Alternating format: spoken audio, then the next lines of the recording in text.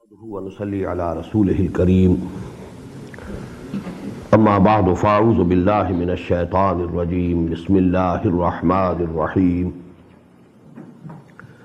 ولا تنكحوا المشركات حتى يؤمنوا ولأمة مؤمنة خير من مشركة ولو أعجبتكم ولا تنكحوا المشركين حتى يؤمنوا ولعبد مؤمن خير من مشرك ولو أعجبكم أولئك يدعون إلى النار والله يدعو إلى الجنة والمغفرة بإذنه ويبين آياته للناس لعلهم يتذكرون صدق الله العظيم.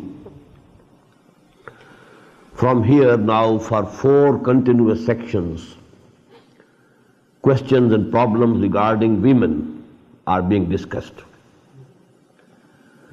The first instruction regarding this, لا تنكحوا المشركات حتى يؤمن. Don't marry mushrik women, idolaters, those non-believers who are not from even the people of the book. They will all be included in it.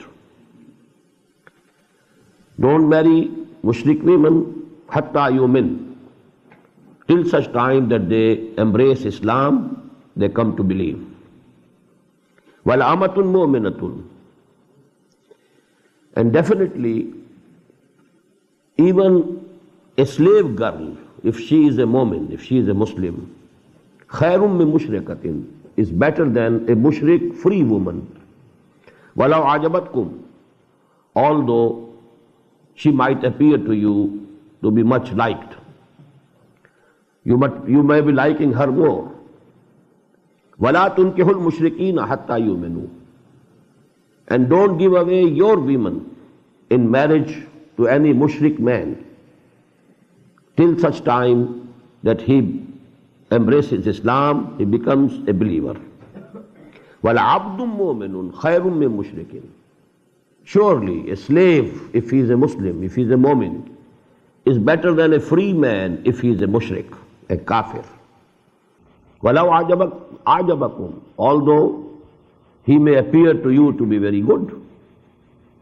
أُولَٰئِكَ يَدْعُونَ إِلَى النَّارِ, they are calling towards fire, towards hell. Mushrik women, mushrik men, and now don't go near them till they are clean. فَإِذَا تَطَهَّرْنَا, when they are fully, finally clean, فَأْتُوهُنَّ مِنْ حَيْثُ أَمَرَكُمُ اللَّهُ, then you can go to them in the manner in which Allah subhanahu wa ta'ala has ordained for you. إِنَّ اللَّهَ يُحِبُّ التَّوَّابِينَ وَيُحِبُّ الْمُتَطَهِّرِينَ. Verily Allah subhanahu wa ta'ala loves those who repent of their mistakes, and He loves those who keep themselves clean and pure. نِسَاؤُكُمْ حَرْثٌ لَكُمْ, your women are like a tillage for you.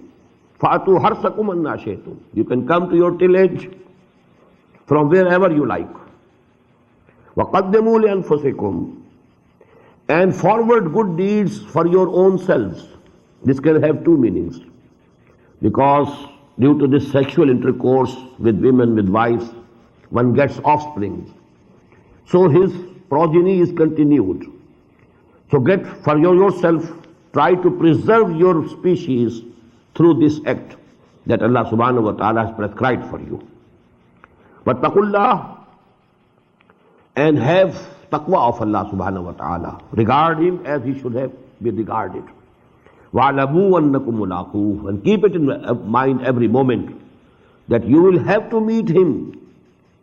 You will be presented before Him one day. وَبَشِّرِ الْمُؤْمِنِينَ, and O Muhammad sallallahu alayhi wa sallam, give the glad tidings to the people who really believe. وَلَا تَجْعَلُوا اللَّهَ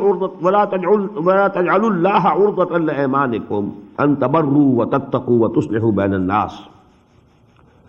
And don't use the name of Allah subhanahu wa ta'ala in your oaths as an impediment to your being pious and God-fearing and to your promoting peace among mankind. You take oath on Allah's name, Wallah, and on what? I will not do this good deed again. for the acts of charity, for acts of piety, for acts of making peace among people. You know, somebody sometimes gets angry.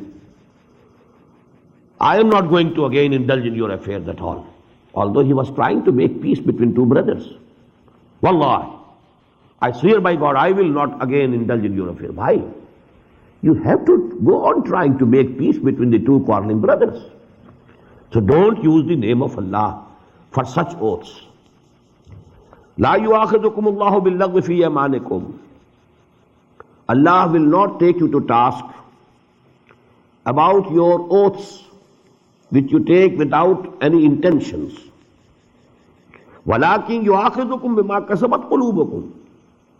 But He will bring you to task for those oaths which were earned by your hearts with intentions. وَاللَّهُ غَفُورٌ حَلِيمٌ. And Allah is forgiving and forbearing. In this connection, the final orders will come in Surah Al-Ma'idah, that if somebody has taken an oath and now he wants to go contravene it, then he has to give the redemption, the kafara, the fidya, that will be described in Surah Al-Ma'idah. As I told you, the blueprint of the Sharia is being prepared in this surah, but in most of the matters, the final injunctions of the Sharia that will appear in Surah Al-Ma'idah. لِلَّذِينَ يُولُونَ مِن نِسَائِهِمْ تَرَبُّصُ أَرْبَعَةِ أَشْهُرٍ. Those of you who swear and take an oath of not having any intercourse with their wives may wait for 4 months. Somebody has taken an oath, I am not going to go near you, he says to his wife. And he takes the oath, swears by Allah subhanahu wa ta'ala. Now this condition may continue for 4 months, not more. After 4 months, one has to take a decision. Either divorce her and make her way free, or who should return and he should start having the sexual intercourse with the wife. So only for 4 months it can be. This separation can be only for 4 months, not anymore. لِلَّذِينَ يُولُونَ مِن نِسَائِهِمْ تَرَبُّصُ أَرْبَعَةِ أَشْهُرٍ فَإِنْ فَاءُوا فَإِنَّ اللَّهَ غَفُورٌ رَحِيمٌ. If they go back, if they break their oath, it's better. And Allah subhanahu wa ta'ala is also forgiving and merciful. وَإِنْ عَزَمُوا الطَّلَاقَ فَإِنَّ اللَّهَ سَمِيعٌ عَلِيمٌ. And if they have decided for divorce, then Allah subhanahu wa ta'ala is all hearing, all knowing. Now the question of talaq is being discussed in a very lengthy form.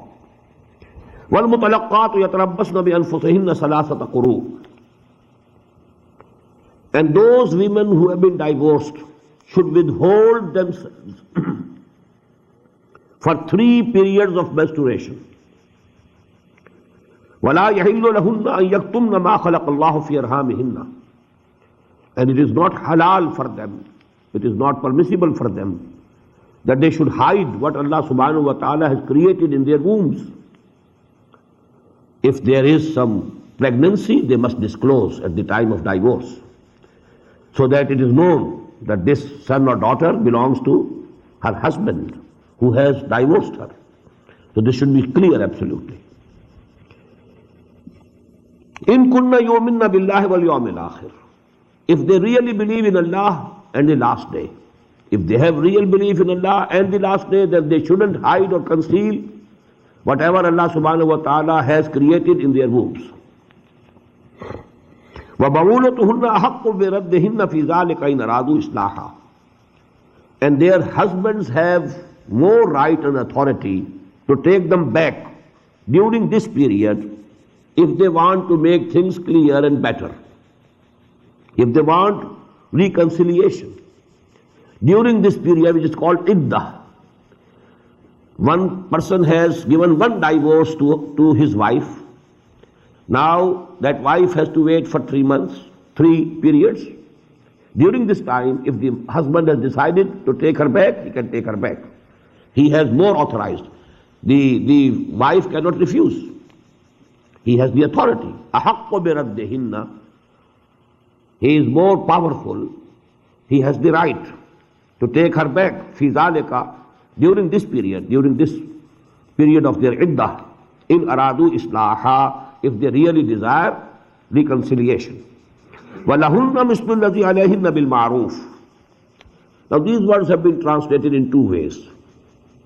Lahunna, for them, that is the women. For the women also are rights, just as there are rights over them of the men. You know, this is a very tricky question in this marriage. What are the rights of a woman, wife? What are the rights of husband, the man? Are they absolutely equal?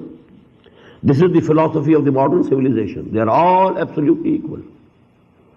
If the husband can divorce, wife can also divorce. Equal authority of divorcing has been given in this present civilization to men and women. In Islam it's not so. There's a difference.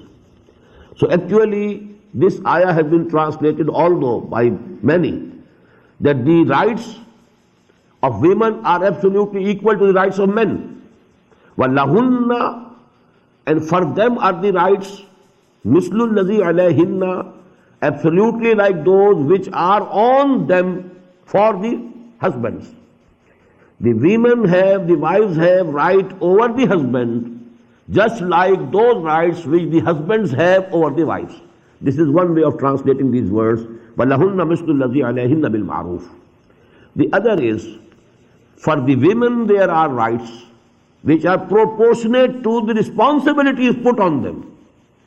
And this is more scientific, and this is more rationally, logically connected, compatible with the whole family system of Islam. Islam puts certain responsibilities upon the husband, certain responsibilities upon the wife. Now rights always go parallel to the responsibilities. If the responsibilities are more, rights should be more. If the responsibilities are less, rights should also be less. Hence actually what these words mean are, lahunna, they have the rights, mislul ladhi alayhinna, which are proportionate to the duties that have been put on their shoulders. I agree with this second translation.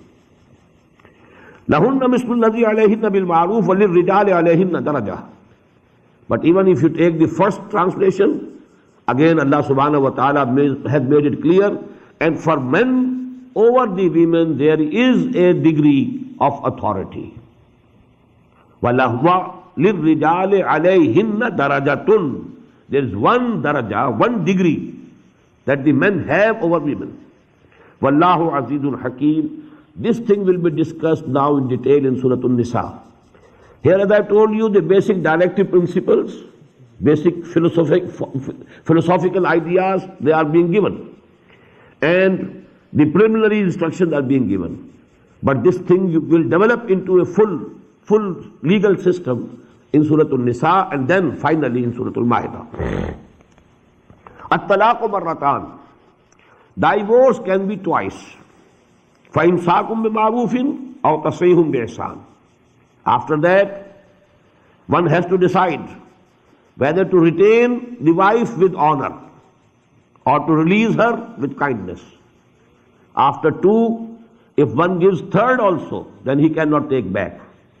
That is talaq-e-mughallas. But up till that time that there are only two divorces, so there is a choice that he can retain the wife.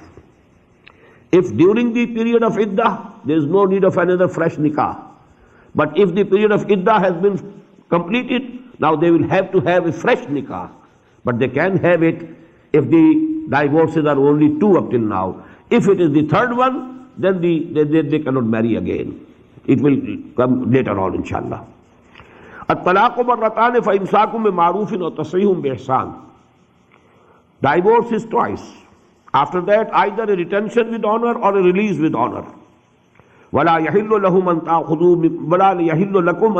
مِمَّا آتَيْتُمُوهُنَّ شَيْئًا. And it is not permissible for you that you take back from them what you have given them. What mahr and what dowry has been given, you cannot take on divorce. You cannot get it back. إِلَّا أَن يَخَافَ أَن لَا يُقِيمَ حُدُودَ اللَّهِ. Except if they think and if they fear that they cannot maintain the limits of the law of the Sharia. فَإِنْ خِفْتُمْ أَلَّا يُقِيمَا حُدُودَ اللَّهِ, if they fear they cannot maintain the limits of the law of Allah, فَلَا جُنَاهَ عَلَيْهِمَا, there is no sin, there will be no sin on both of them, فِي مَفْتَدَتْ بِهِ, wherewith she gets her freedom. If she says, if she says, I am ready to forego half of my mahr, you release me, this is called khula. The woman, the wife can get khula. If she cannot give talaq, she can get khula. And in khula, she might have to forego half of the mahr. Maybe the husband says no. She might have to forego full her mahr. But there, in that case, the husband, he doesn't want to give divorce. It's the wife who is demanding divorce. In that case, the husband has the authority to demand that my mahr that I paid to you should be returned either in toto or in half. تِلْكَ حُدُودُ اللَّهِ فَلَا تَعْتَدُوهَا. These are the limits prescribed by Allah subhanahu wa ta'ala. Don't transgress them. Here just remember, we found the words, تِلْكَ حُدُودُ اللَّهِ فَلَا تَقْرَبُوهَا. While we were discussing, the ayat of the 23rd section regarding Sawm, تِلْكَ حُدُودُ اللَّهِ فَلَا تَقْرَبُوهَا. I told at that time that at certain places the wordings are تِلْكَ حُدُودُ اللَّهِ فَلَا تَعْتَدُوهَا. These are the limits of Allah subhanahu wa ta'ala prescribed by Him, so don't transgress them. وَمَنْ يَتَعَدَّ حُدُودَ اللَّهِ, and whosoever transgresses the limits of Allah subhanahu wa ta'ala, فَأُولَٰئِكَ هُمُ الظَّالِمُونَ, so verily they are the evildoers. فَإِن طَلَّقَهَا فَلَا تَحِلُّ لَهُ مِن بَعْدُ حَتَّى تَنْكِحَ زَوْجًا غَيْرَهُ. And now if he divorces her for the third time, الطلاق مرتان, that was the previous ayah. Now if for the third time he has also divorced, فَإِن طَلَّقَهَا فَلَا تَحِلُّ لَهُ, now she will not be permissible in marriage. She will not be lawful for him. فَلَا تَحِلُّ لَهُ مِن بَعْدُ, after this, حَتَّى تَنْكِحَ زَوْجًا غَيْرَهُ, till such time that she marries another husband. فَإِن طَلَّقَهَا, and now if the other husband, now if he also gives divorce, فَلَا جُنَاهَ عَلَيْهِمَا, now there will be no sin if they compromise again. فَجُنَاهَ عَلَيْهِمَا أَن يَتَرَاجَعَا, if those two again get into the marriage contract. إِن ظَنَّا أَن يُقِيمَا حُدُودَ اللَّهِ, if they think that now they can maintain the limits of the law of the Sharia. وَتِلْكَ حُدُودُ اللَّهِ يُبَيِّنُهَا لِقَوْمٍ يَعْلَمُونَ, and these are the limits of Allah subhanahu wa ta'ala. He is making them very clear for those people who know. وَإِذَا طَلَّقْتُمُ النِّسَاءَ فَبَلَغْنَ أَجَلَهُنَّ فَأَمْسِكُوهُنَّ بِمَعْرُوفٍ أَوْ سَرِّحُوهُنَّ بِمَعْرُوفٍ. And if you have divorces your women, your wives, and they have completed the period of iddah, 3 periods, 3 menstrual periods, now فَأَمْسِكُوهُنَّ, now is the time to decide.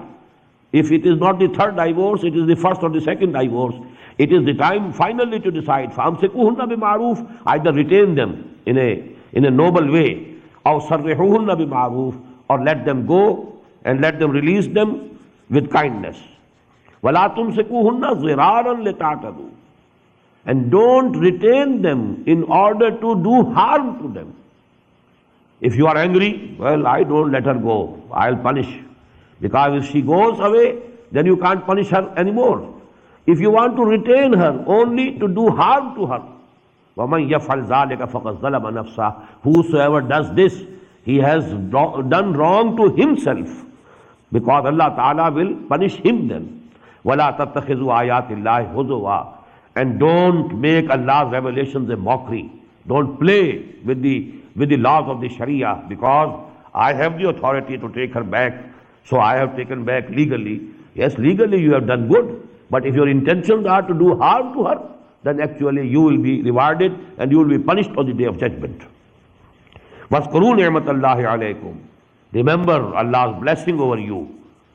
وَمَا أَنزَلَ عَلَيْكُمْ مِنَ الْكِتَابِ, and remember that Allah subhanahu wa ta'ala has sent down to you the book, وَالْحِكْمَةِ, and the wisdom, يَعِظُكُمْ بِهِ, and He is admonishing you with this. وَاتَّقُوا اللَّهَ وَاعْلَمُوا أَنَّ اللَّهَ بِكُلِّ شَيْءٍ عَلِيمٌ, and have regard for Allah subhanahu wa ta'ala, fear Him, and keep it in mind that He knows everything. وَإِذَا طَلَّقْتُمُ النِّسَاءَ فَبَلَغْنَ أَجَلَهُنَّ. And when you have divorced your women and they have reached they have completed their period of iddah, فَلَا تَعْزُلُوهُنَّ أَن يَنْكِحْنَ أَزْوَاجَهُنَّ. So don't stop them from marrying their own husbands. Now, for example, if somebody has divorced your daughter, and now because it is the only first or the second divorce, and now the husband, he wants to take her back, you said no. So this has also been, the Muslims have been not permitted to do it. You don't come in the way.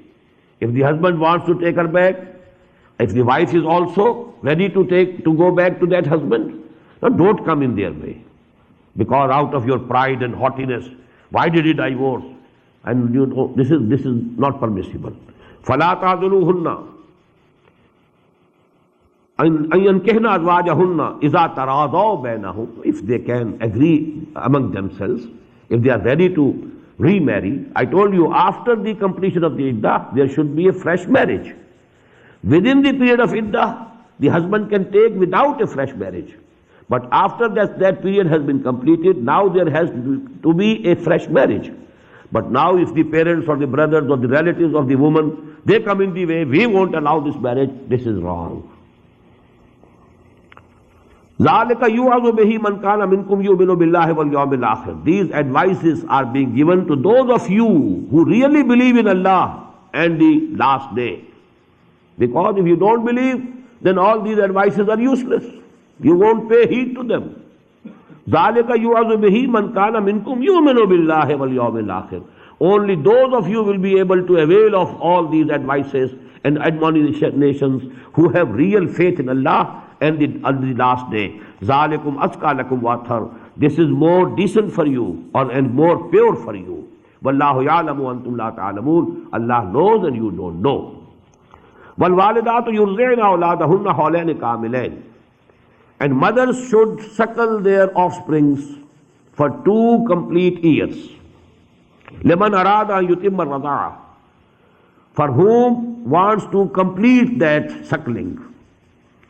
وَعَلَى الْمَوْلُودِ لَهُ. And on the father is the responsibility, رِزْقُهُنَّ وَكِسْوَتُهُنَّ, to provide for their feeding and their clothing, بِالْمَعْرُوفِ, in the proper way. If you have divorced the wife, but there is a child who is suckling, you can say to your divorced wife, you have to keep this child with you and suckle your milk, and I will provide you with your feeding and your clothing. The father is responsible. لا تكلف نفس إلا وسعها. No one is burdened save according to his capacity.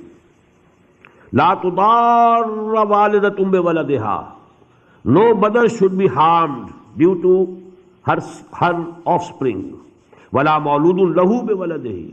In the same way, no father should be harmed due to his offspring. وعلى الوارث مثله. And the responsibility of a person will be transmitted to his heir also. ذلك فإن أرادا فصالا. If the parents, they decide that the weaning of the child, that mother will not suckle him or her. وَإِنْ أَرَادَا فِصَالًا عَنْ تَرَاضٍ مِّنْهُمَا وَتَشَاوُرٍ. By mutual consultation they decide. فَلَا جُنَاحَ عَلَيْهِمَا. Then also there is no sin on both of them.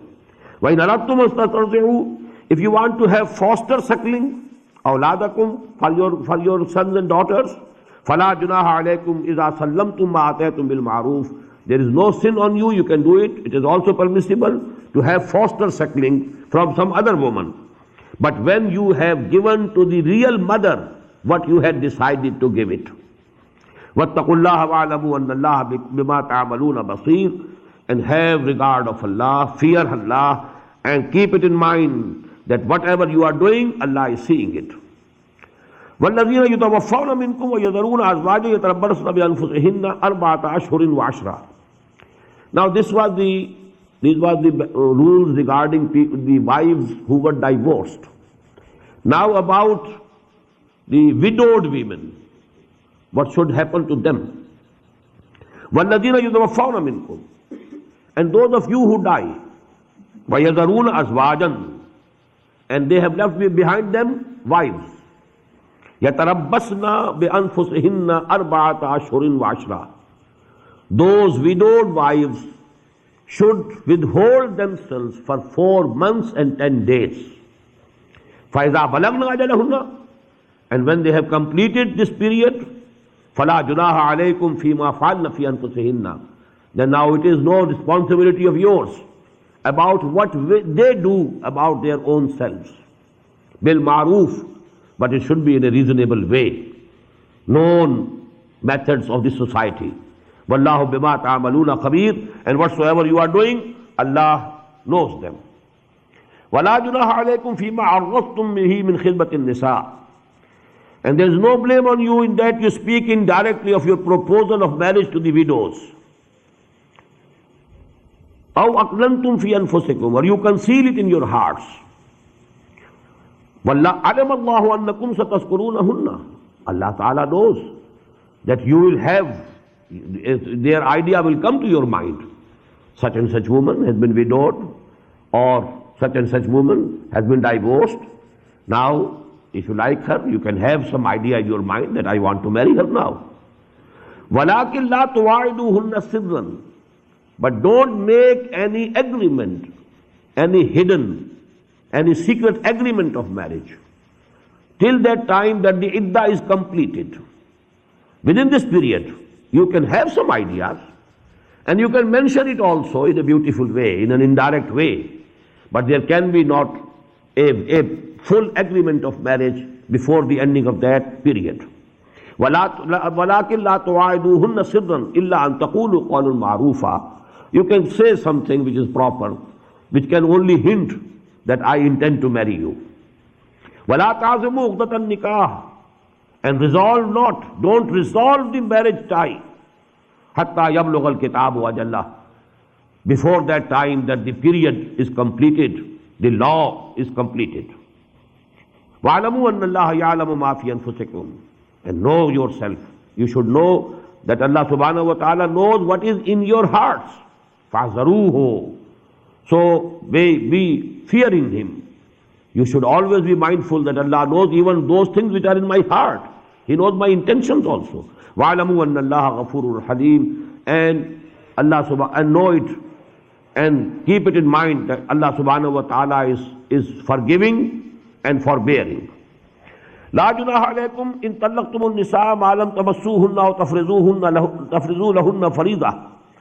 There is no blame on you if you divorce your wives whom you have not as yet touched, or you have not fixed for them any bridal money.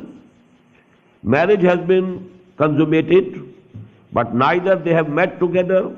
The husband has not touched the wife up till now. No marriage money, no bridal money has been fixed, no meher has been decided, and the husband is divorcing the wife. It can be done. وَمَتِّعُوهُنَّ, but give something in gift to them when you are divorcing. Although the meher was not settled, the bridal money was not settled, not decided, but if you have divorced her, give something. عَلَى الْمُوسِعِ قَدَرُهُ وَعَلَى الْمُقْتِرِ قَدَرُهُ.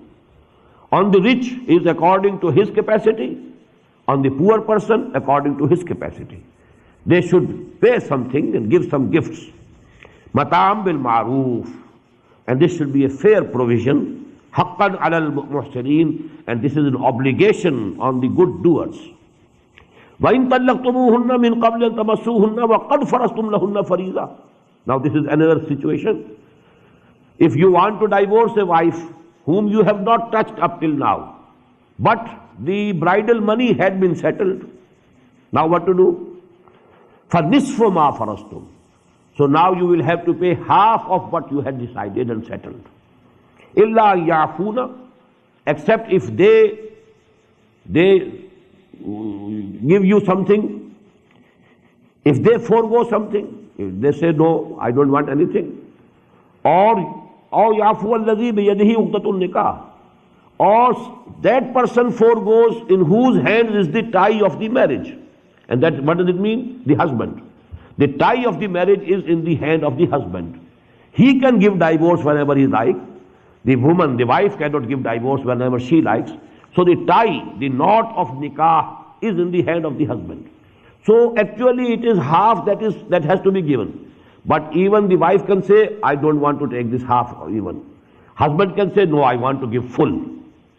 وَأَن تَعْفُوا, if you forgo, that is, you don't give half but give full. أَقْرَبُ لِلتَّقْوَى, this is nearer to taqwa. وَلَا تَنْسَبُوا الْفَضْلَ بَيْنَكُمْ, do not ignore the superiority between you. You are superior.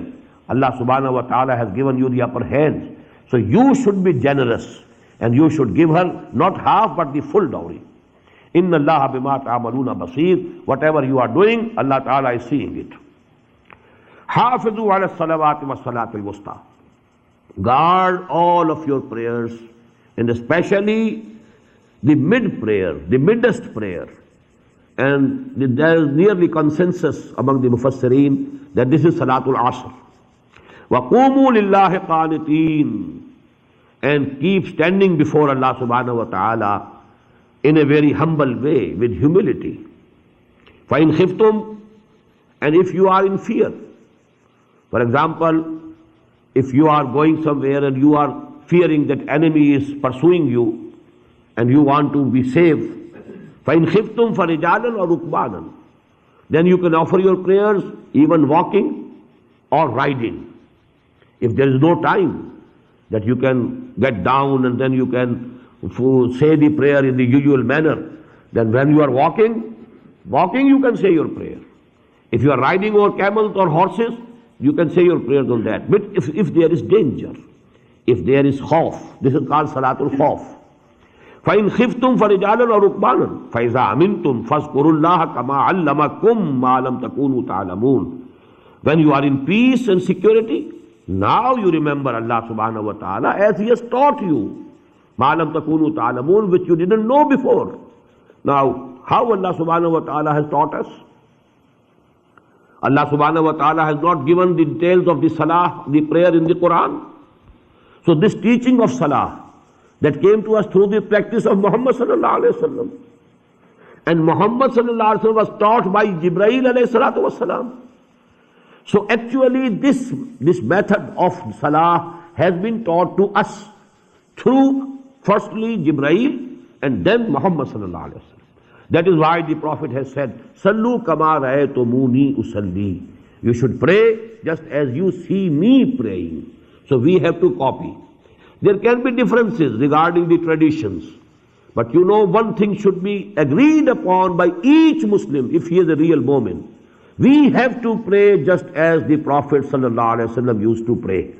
But now regarding the Sunnah, whether this is proved or not, whether this hadith is more strong and this hadith is less strong, that is actually for the jurists and the fuqaha and the people who are knowledgeable about hadith and Sunnah, they will decide. But the argument would come from the Sunnah of the Prophet sallallahu alaihi wasallam.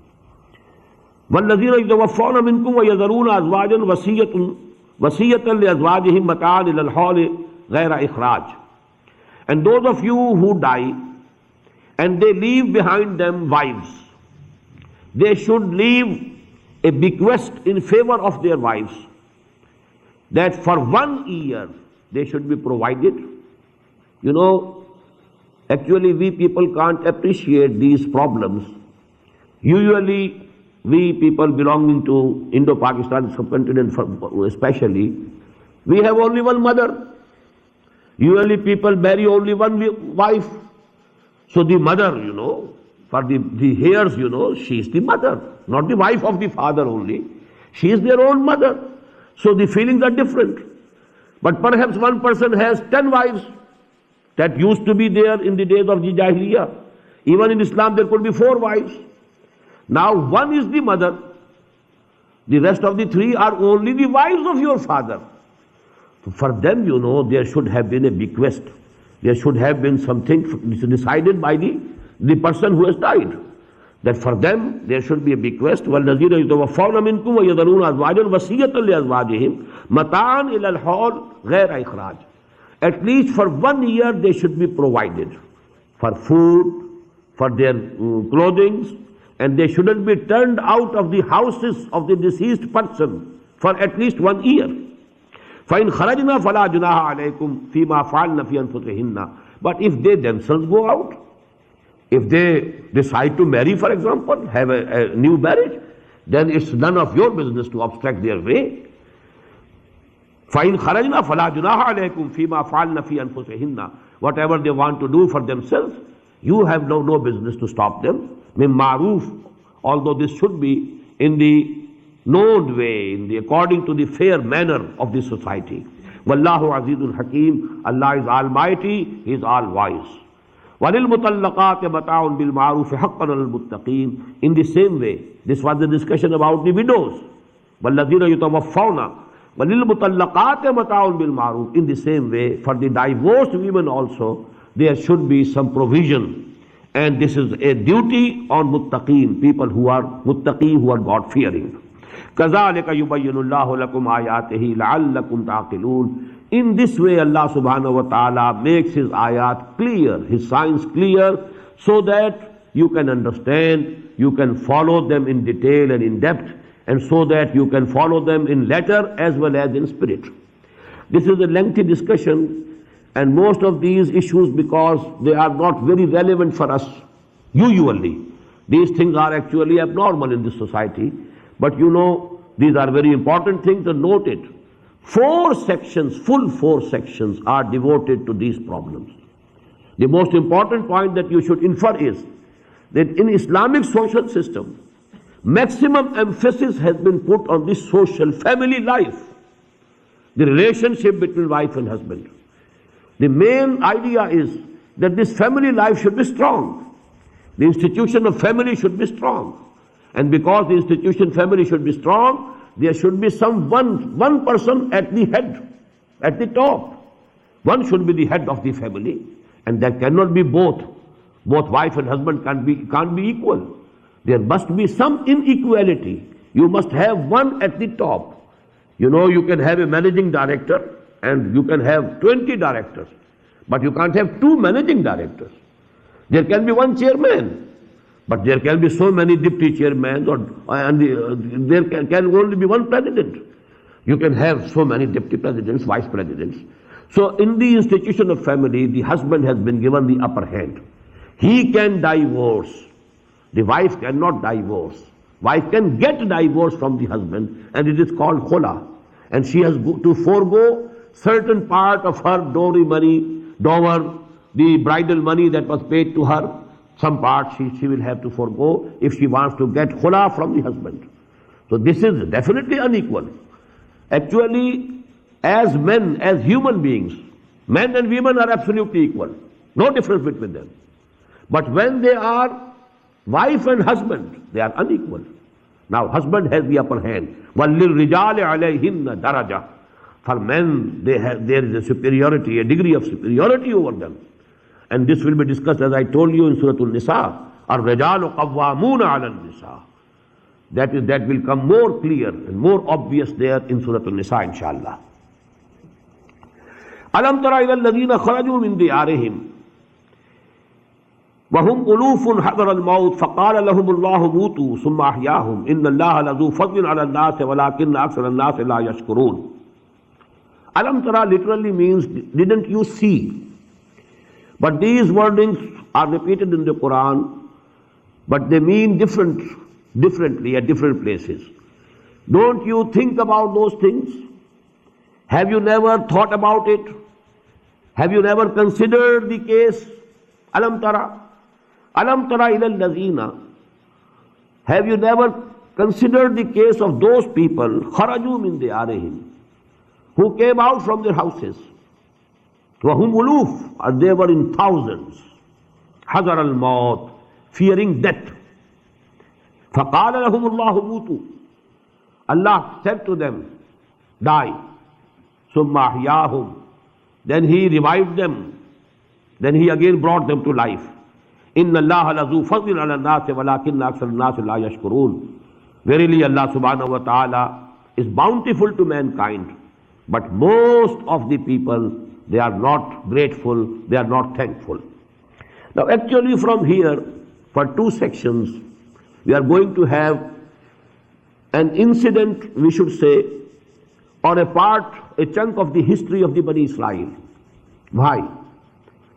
Actually, now when this Surah Al-Baqarah was being revealed, time was nearing for the Battle of Badr. There was going to be, as I told you, this surah was revealed just after Hijrah, but before the Battle of Badr. During these nearly 16, 17 months, this surah was revealed bit by bit. Now, we are nearing the end of the surah. And in the same way, you must imagine that the time of the Battle of Badr was coming nearer and nearer. In the history of the previous Muslim Ummah, there was a parallel battle which was fought between Talut and Jalut. Although this Battle of Badr in Islam, it was during the lifetime of the Prophet himself, sallallahu alaihi wasallam. The case with the former Muslim Ummah was different. During the lifetime of Hazrat Musa alayhi salatu wasalam, there was no victory, no state was established, deen was not established.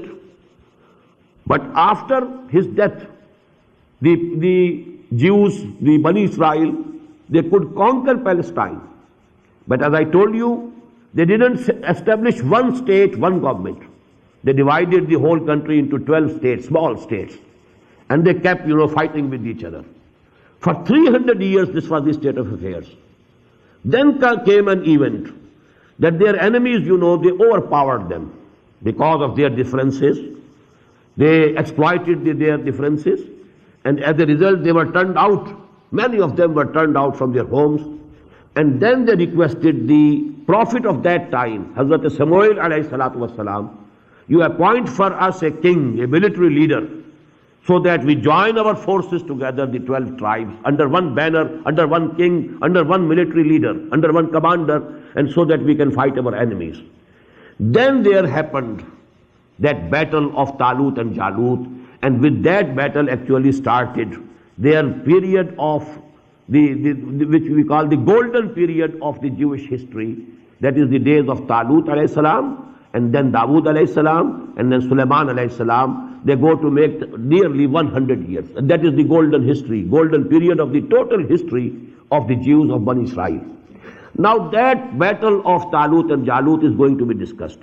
But before discussing that battle, this incident is given, and about this, there is no detail available in any Sahih Hadith.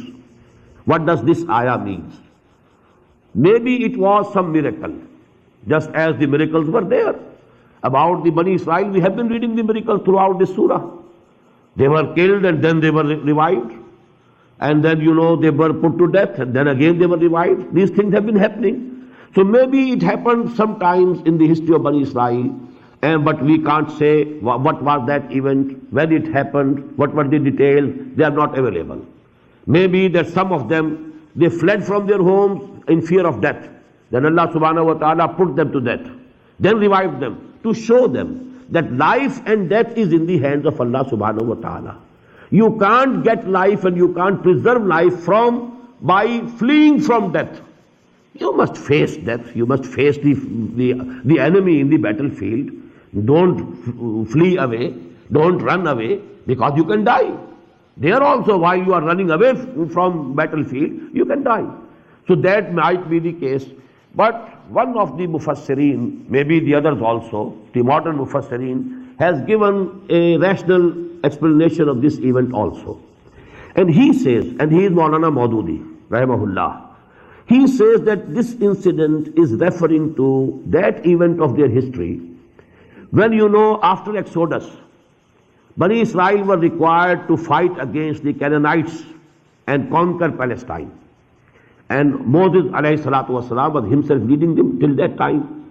But the whole of the nation refused to go to war against the Canaanites. That event also will come in detail in Surah Al-Ma'idah. So to that actually Allah subhanahu wa ta'ala in allegorical terms, he is referring to this matter in these words, because then Allah subhanahu wa ta'ala gave them a punishment. إنهم يتيهون في الأرض 40 سنة إنها محرمة عليهم 40 سنة يتيهون في الأرض. Had they not shown this cowardice, that they have refused to go to war against the enemies of Allah, they would have been given the control of this country at this very moment. Allah subhanahu wa ta'ala would have given them this country at this very moment. But because of their cowardice, their refusal to go to war, now this land has been made forbidden for them. إِنَّهَا مُحَرَّمَةٌ عَلَيْهِمْ 40 sana, for 40 years. They will go on, keep on wandering in this desert for 40 years. During those 40 years, all the people, all the Bani Israel who had come from Egypt, who were born and raised up in slavery, they died. Hazrat Musa alayhi salam also died. Hazrat Harun alayhi salam also died. All that generation died.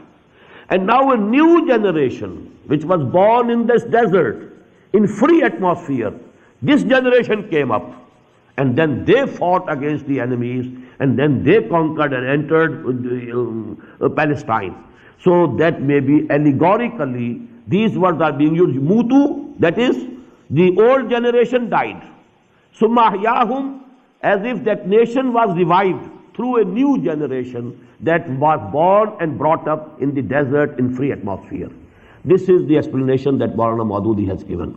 And I tend to agree with him, although, because, this is something, it doesn't fit wholly in the words of the ayah. But I think this is the nearest explanation that at least I have known up till this date. Wallahu alam. أَلَمْ تَرَ إِلَى الَّذِينَ خَرَجُوا مِنْ دِيَارِهِمْ وَهُمْ أُلُوفٌ حَذَرَ الْمَوْتِ فَقَالَ لَهُمُ اللَّهُ مُوتُوا. Didn't you see, didn't you think about the event of those people who came out of their houses fearing death? Then Allah subhanahu wa ta'ala said to them, die. So mahyahum, then He revived them, brought them again to life. Inna Allah lazu fadlin ala nasi walakinna aksar nasi la yashkurun. Allah subhanahu wa ta'ala is definitely bountiful to the people, but most of the people are not grateful. وَقَاتِلُوا فِي سَبِيلِ اللَّهِ وَعْلَمُوا أَنَّ اللَّهَ سَمِيعٌ عَلِيمٌ. Because now Battle of Badr is nearing, again you know the injunction, قَاتِلُوا فِي سَبِيلِ اللَّهِ. Now you go to war for the cause of Allah, in the way of Allah. Don't shirk going to war. وَعْلَمُوا أَنَّ اللَّهَ سَمِيعٌ عَلِيمٌ. And keep it in mind that Allah subhanahu wa ta'ala listens to everything and He knows everything. مَنْ ذَا الَّذِي يُقْرِضُ اللَّهَ قَرْضًا حَسَنًا فَيُضَاعِفَهُ لَهُ أَضْعَافًا كَثِيرًا. Who is that who gives loan to Allah subhanahu wa ta'ala? A goodly loan. What is a goodly loan? What is qarz hasana? Qarz hasana one gives selflessly. He doesn't want to get any benefit out of it. He only wants to fulfill the requirement and need of his brother. This is qarz hasana. I am giving you this money, you will return to me this money when you can, when it is easy for you, and you just fulfill your requirements and your needs for the time being. This is qarz hasan. In the same way, if you give Allah loan, and to give Allah loan, what does it mean? To spend for His deen, not for your own self. You are spending money for the deen of Allah, to make it supreme, to establish it, to propagate the message of Allah, to propagate the knowledge and wisdom of Quran. You are spending your money. So this is actually giving Allah qarz hasana. And for, providing for the Muslim armies to fight against the enemies of Allah, for the purchase of arms, and the rations, etc., etc. All these things are required to go to war. So to fulfill these requirements, if you are spending, you are actually giving loan to Allah subhanahu wa ta'ala. مَنْ ذَا الَّذِي يُقْرِضُ اللَّهَ قَرْضًا حَسَنًا. Who is that who has the courage, who is so much believing, who has the conviction in Allah and hereafter, to that extent that he gives away his money in loan to Allah subhanahu wa ta'ala. وَاللَّهُ يَقْبِضُ وَيَبْسُطُ. And it is Allah who decreases or increases the food or the wealth of a person. Don't fear that if you give your money away for the cause of Allah, your wealth will be decreased. No. Maybe Allah subhanahu wa ta'ala increases in your wealth due to this expenditure that you have incurred in the way of Allah. Wallahu yaqbidu wa yabsut. It is His authority. He does it. It is His exclusive job. He does it. Either He increases or decreases. Wa ilayhi turja'un. And you will be returned to Him finally.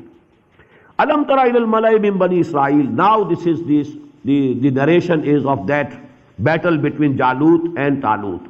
Again, note please that it happened about 300 years after Moses, alayhi salatu wasalam. If not after his death, at least 300 years after Exodus, after they came out from Egypt and they came to Sinai Peninsula.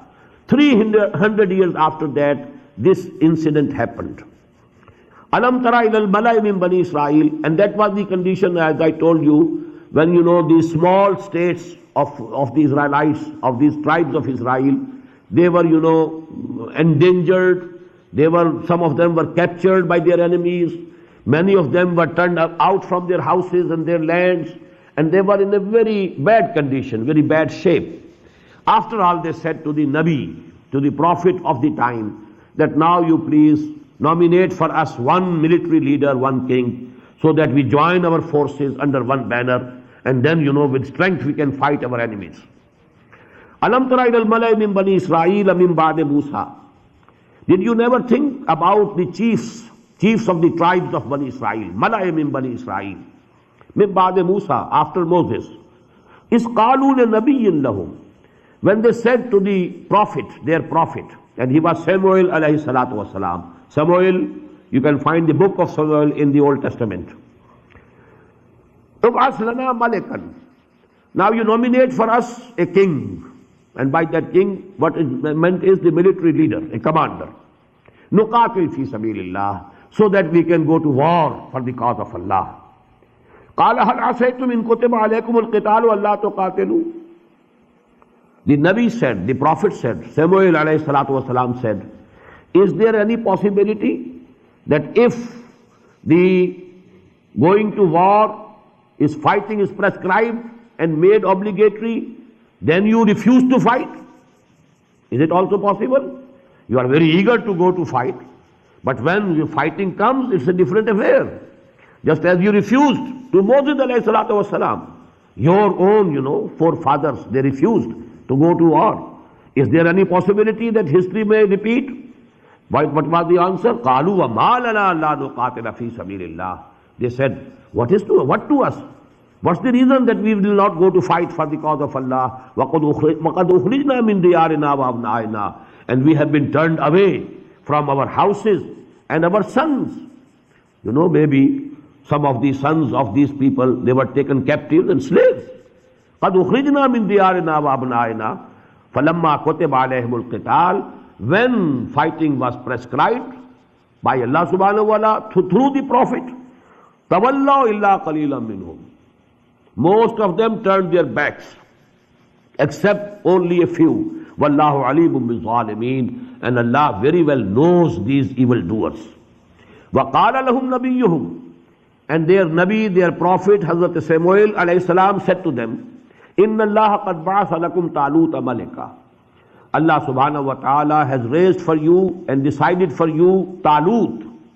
The name in Bible is Saul. Saul, Talut. And Talut, Quran gives this name because he was very tall. Tall in Arabic. Tool in Arabic, legged. Tool is legged. He was a very tall person. Talut, a very tall person. So maybe his real name was Saul, but this adjective, a quality name, a sifati naam, that has been given by Quran, and that is Talut. قَدْ بَعَثَ لَكُمْ طَالُوتَ مَلِكًا. Allah subhanahu wa ta'ala has nominated for you Talut as king. قَالُوا أَنَّا يَكُونُ لَهُ مُلْكٌ عَلَيْنَا. They said, where from can he has the kingdom over us? How can he become king over us? وَنَحْنُ أَحَقُّ بِالْمُلْكِ مِنْهُ. We are more rightful. We have more right to be king. وَلَمْ يُؤْتَ سَعَةً مِنَ الْمَالِ. He has not been given, any wealth.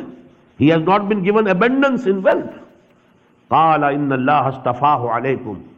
The Nabi, the Prophet, Hazrat Samuel alayhi salam said, it is Allah subhanahu wa ta'ala who has chosen him from you, out of you. It is his choice.